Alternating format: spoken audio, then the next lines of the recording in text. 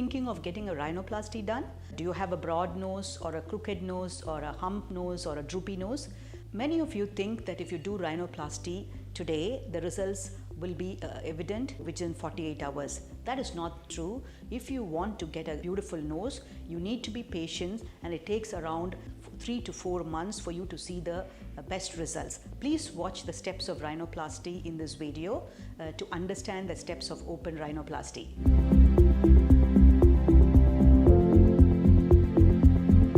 Hello everyone, today we are going to do rhinoplasty. This patient has expressed concerns that his nose is broad and he has a dorsal hump and his tip is droopy. So we're going to do an open septo rhinoplasty. This procedure is going to be done under general anesthesia, and the procedure will last for about 3 to 4 hours. So the plan is, first step will be to correct the deviated nasal septum, following which his broad nasal bones are reduced by fracture through a process called osteotomy, and once the nasal bones are reduced, the rest of the soft tissues, nose has a hard part which is a bone and the soft part which is a cartilage. The internal framework is formed of both of these. So the cartilage is also trimmed to reduce this dorsal hump and the broad dorsum, and the whole dorsum is aligned into a straight line, after which the droopy tip is corrected by sutures. Do join me and take a look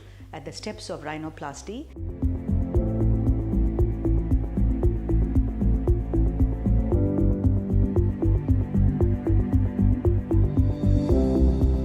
The first step will be exposure of the framework. So we'll make some incision and we'll expose the cartilage and the bone. That will be the first step.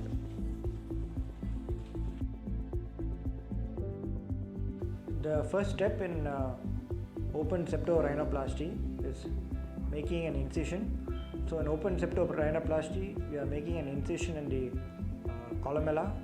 This incision in the columella is continued with the infracartilaginous incision, which is inside the nostril and which is not seen. Hence, after rhinoplasty, the only scar which is visible will be in the columella underneath the nose.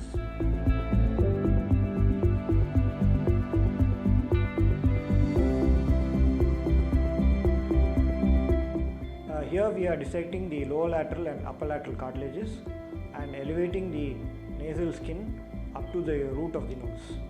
Here we are trying to access the nasal septal cartilage by dissecting the lower lateral cartilages. So once we dissect the lower lateral cartilages, the nasal septal cartilage will be visible. This patient had a significant bony hump, and here we are using a chisel to smoothen the bony hump.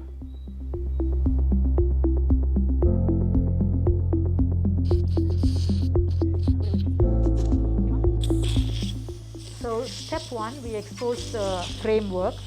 Step 2, we corrected the deviated septum. You can see the deviated septum here. If you see, the septum is curved. So we identified, removed, and now we will straighten the septum. This will be straightened like this. That is the second step. And step 3, we have corrected the dorsal hump, all the bulge that was there on the dorsum. Step 3, we have corrected all this.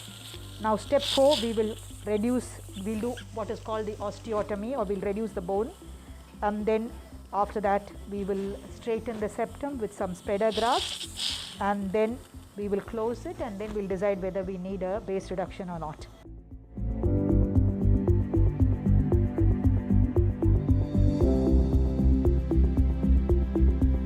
Here we are performing percutaneous lateral osteotomies to narrow down the nasal bones.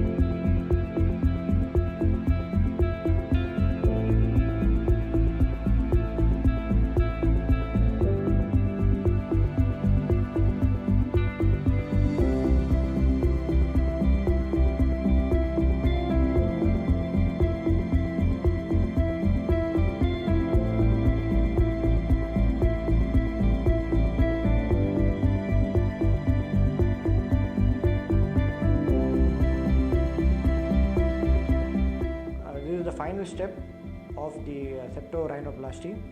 Here we are closing all the incisions, and here you can see the suturing of the incision over the columella.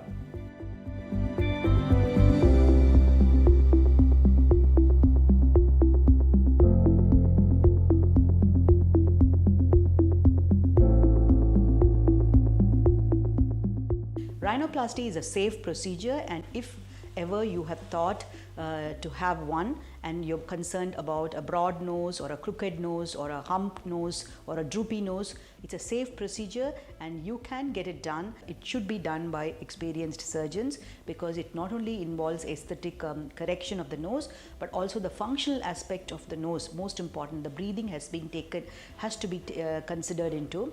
This particular patient, because of his deviated nasal septum, also has what we call turbinate hypertrophy. So if the septum is brought into midline and these hypertrophied turbinates are not reduced, they can have nasal obstruction on one side. So a surgeon who's doing rhinoplasty should address both the aesthetic as well as the functional aspect of the nose. Do you have concerns regarding your aesthetic surgical or non-surgical procedures? Do you have doubts regarding whether it's safe? What about the complication, post-op results? Do post in your comments.